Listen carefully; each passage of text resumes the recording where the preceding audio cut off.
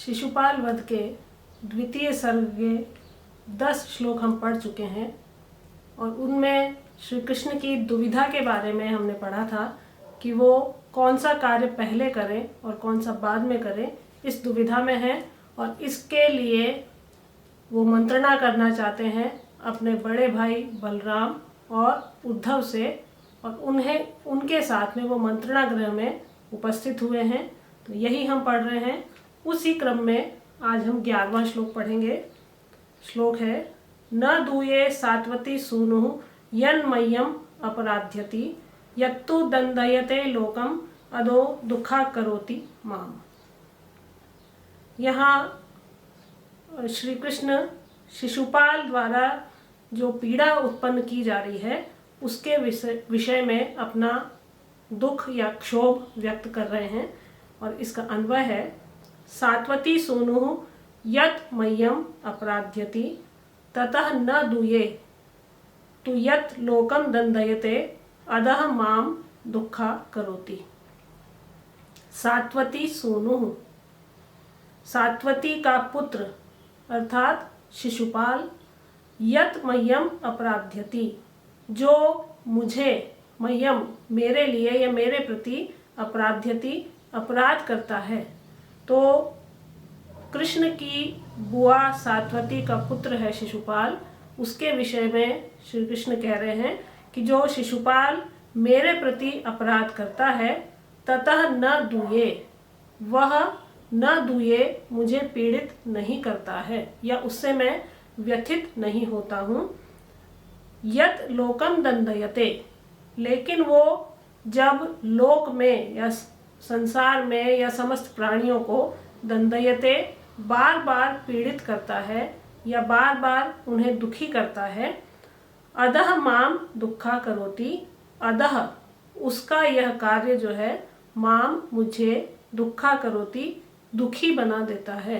तो कृष्ण शिशुपाल के जो पीड़ाजनक कार्य हैं उनके विषय में यहाँ कह रहे हैं कि मेरे प्रति वो करता है, वो मुझे इतनी पीड़ा नहीं देते जितना वो दूसरे लोगों को, संसार के प्राणियों को पीड़ा देता है, उससे मैं और अधिक दुखी हो जाता हूँ। तो सात्वती सूनुः शब्द आया है यहाँ पर प्रथम पंक्ति में।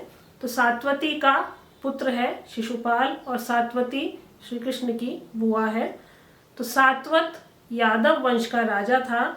इसकी जो पुरुष संतान है वो सात्वत और स्त्री संतान सात्वती कहलाती है। तो ये जातिवाचक नाम है, व्यक्तिवाचक नहीं है, इसलिए यहाँ पर सात्वती सूनु कहा गया है। और इसमें जो व्याकरण है, मह्यम यहाँ पर आया है, मह्यम अपराध्यति, मेरे लिए या मेरे प्रति जो अपराध करता है, तो ये क्रुद्ध द्रुह ईर्ष असूयार्थानाम यम प्रतिकोपः, इसके सूत्र के अनुसार यहाँ पर चतुर्थी विभक्ति मह्यम शब्द प्रयुक्त हुआ है। सात्वती सूनुः, सात्वत्याः सूनुः इति सात्वती सूनुः, और इसमें षष्ठी तत्पुरुष समास है। तो ये हमने पढ़ा कि कृष्ण किस लिए दुखी हैं और वो अपनी बात जो उद्धव और बलराम से कहना चाह रहे हैं उसकी भूमिका वो यहाँ पर बनाना प्रारंभ कर रहे हैं कि शिशुपाल पर मुझे आक्रमण करना चाहिए पहले या नहीं करना चाहिए, क्योंकि मैं उसके अपराधों से या उसके दूसरों को पीड़ा दिए जाने से मैं स्वयं बहुत पीड़ित हूँ। अगला श्लोक है, मम तावन मतमिदं श्रूयतामंग वामपि ज्ञात सारोपि खल्वेकः संदिग्धः कार्य वस्तुनि। अब इसमें हमने प्रारंभ में पढ़ा था कि शिशुपाल वध के जो 118 श्लोक हैं उनमें लगभग 17 सूक्तियाँ वर्णित की गई हैं और आज हम इसकी पहली सूक्ति पढ़ रहे हैं। 12वें श्लोक की जो अंतिम पंक्ति है, दूसरी पंक्ति है, वो सूक्ति है। अब इसका अन्वय है, तावत मम इदम मतम अंग वाम अपि श्रूयताम ज्ञात सारः अपि एकः कार्य वस्तुनि संदिग्धः खलु। तावत तब तक, जब तक मैं आपकी बात न सुन लूं तब तक, कृष्ण का ही कथन है यहाँ पर, मम मेरा, अर्थात श्री कृष्ण स्वयं के लिए कह रहे हैं कि मेरा इदम मतम, यह विचार है या यह विचार प्रस्तुत किया गया है, अंग वामपि, और अच्छा, वामपि आप दोनों का भी, बलराम और उद्धव को संबोधित करते हुए कह रहे हैं कि आप दोनों का भी श्रूयताम, विचार सुना जाए। तो मेरा विचार प्रस्तुत किया गया है, अब आपका भी विचार सुना जाए, क्योंकि ज्ञात सारः, जो ज्ञात सार है, विशिष्ट विज्ञ व्यक्ति है, सब कुछ जानने वाला है या विद्वान है, एकाकी अकेला ही कार्य वस्तुनि, अपने कर्तव्यों के बारे में संदिग्ध खलु, निश्चित रूप से संदिग्ध, संदेह युक्त होता है या स्वयं निर्णय नहीं कर सकता है। कौन सा कार्य करना है या किस समय कौन सा कार्य किया जाए, क्या उपयुक्त है, ऐसा कौन नहीं कर सकता है? ज्ञात सारो अपि, जो ज्ञात सार है, सब कुछ जानने वाला है, विद्वान है, वो भी अकेला उस कार्य को करने में या उस कार्य का निर्णय करने में स्वयं समर्थ नहीं होता है। इसलिए मैंने अपना विचार प्रस्तुत कर दिया है कि मुझे क्या दुविधा है, और अब जब तक मैं आपके विचार सुन न लूं, मैं निर्णय नहीं कर सकता। तो ये कृष्ण का कथन है, और यहाँ पर अर्थांतर न्यास अलंकार है कि यहाँ पर ये बात इसके साथ में कही गई है और अपनी दुविधा व्यक्त की गई है कि आप मुझे बताइए, क्योंकि ज्ञात सार होते हुए भी, सब कुछ जानते हुए भी, कोई भी अपना कार्य अकेले उसका निर्णय नहीं कर सकता है, जहाँ संदेह हो वहाँ पर। तो मैं भी इसी अवस्था में हूँ, तो इसलिए अब मैं आपके विचार, आप दोनों के विचार जानना चाहता हूँ। तो इदम मतम यहाँ आया है, इदम मतम, कि मेरा मत ये है कि यज्ञ में जाने से पहले शिशुपाल पर आक्रमण करना चाहिए, लेकिन अब मैं श्रूयताम, आपके दोनों के वचन सुनना चाहता हूं कि मेरा मत सही है अथवा नहीं। अब यहाँ व्याकरण है श्रूयताम, श्रु धातु लोट लकार में प्रयुक्त हुई है। ज्ञात सारः, ज्ञातः सारो येन सह इति ज्ञात सारः, इसमें बहुव्रीहि समास है। कार्य वस्तुनि, कार्यमेव वस्तु तस्मिन् कार्य वस्तुनि, और इसमें कर्मधारय समास है। खल्वेकः शब्द आया है यहाँ पर, और इसमें खलु एकः यण संधि इसमें प्रयुक्त हुई है। खलु इसमें अव्यय है, और अर्थांतर न्यास इसमें अलंकार है।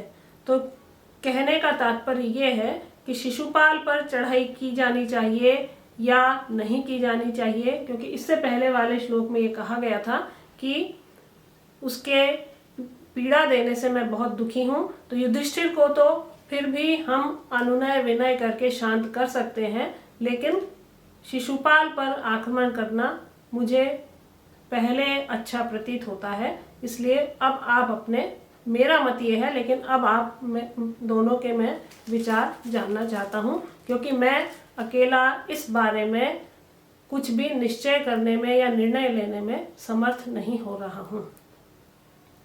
आज का अंतिम श्लोक है, यावदर्थ पदाम वाचम एव आदाय माधवः विरराम महीयांसः प्रकृत्या मित भाषिणः। 17 सूक्तियों में से एक सूक्ति हमने पढ़ ली है, और दूसरी सूक्ति है महीयांसः प्रकृत्या मित भाषिणः। तो दूसरी सूक्ति भी आज हम इस श्लोक के माध्यम से पढ़ रहे हैं।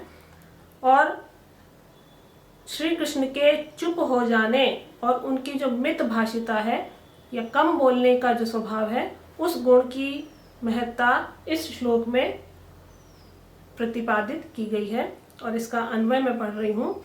एवं माधवः यावदर्थ पदाम वाचम आदाय विरराम महीयांसः प्रकृत्याः मित भाषिणः। एवं इस प्रकार, माधवः श्री कृष्ण को कहते हैं माधव, उनका एक नाम है।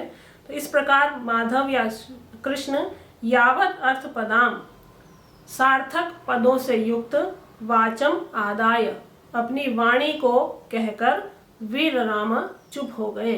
तो अपनी वाणी को कहकर माधव चुप हो गए और वाणी उन्होंने क्या बताई वो हमने पढ़ ली कि वो किस बात से दुखी हैं और क्या करना है और क्या नहीं करना है इस विषय में संशय में है। तो ये कहकर वो चुप हो गए, क्योंकि महीयांसः जो महान पुरुष होते हैं प्रकृत्या अपनी प्रकृति से या अपने स्वभाव से मितभाषिणः भवन्ति, मितभाषी होते हैं, कम बोलने वाले होते हैं। तो थोड़ी लेकिन सार गर्भित बात बोलने वाले जो लोग हैं वो महीयांसः महान पुरुष होते हैं। लंबी किंतु सारहीन बात कहना उन्हें अच्छा नहीं लगता है। तो श्री कृष्ण भी महापुरुष हैं और कम में उन्होंने बहुत बात कह दी है, सार गर्भित बात कहती है, इसलिए यहाँ पर आया है महीयांस प्रकृत्या मितभाषिणः। जो महान लोग होते हैं वो कम बोलना लेकिन सार्थक बोलना उचित मानते हैं। अब यहाँ पर व्याकरण है आदाय, इसमें दा धातु है, आंग और ल्यप प्रत्यय इसमें लगा है, आ दा और ल्यप, इससे आदाय शब्द बना है। प्रकृत्या, इसमें प्र उपसर्ग है, क्री धातु है, क्तिन और टा प्रत्यय लगकर प्रकृत्या शब्द बना है। माधवः जो हमने यहाँ पर पढ़ा था, कृष्ण का नाम है एक और इसका अर्थ है मायाः धवः, या माया कहते हैं लक्ष्मी को और धव कहते हैं पति को। तो लक्ष्म्याः पति या मायाः धवः माधवः, इससे ये शब्द बना है। प्रकृत्या जो हमने पढ़ा अभी, जिसमें प्र उपसर्ग है, क्री धातु है, तो इसका विग्रह है प्रकृष्टा कृतिः अस्याः सा प्रकृतिः। मितभाषिणः, मितं भाषितुं शीलं येषां ते मितभाषिणः, और यहाँ पर भी इसके कारण अर्थांतर न्यास अलंकार है। तो आज हमने पढ़ा है कि श्री कृष्ण किस बात से बहुत अधिक पीड़ित हैं और उसके बाद में कम लेकिन सारगर्भित बात बोलकर वे चुप हो गए। और क्यों चुप हो गए? क्योंकि वो श्रूयताम, कृष्ण जो है वो बलराम और उद्धव का जो मत है या उनके जो विचार हैं अब वो सुनना चाहते हैं और उसके आधार पर वो अपने आगे के कार्य का निर्णय करना चाहते हैं।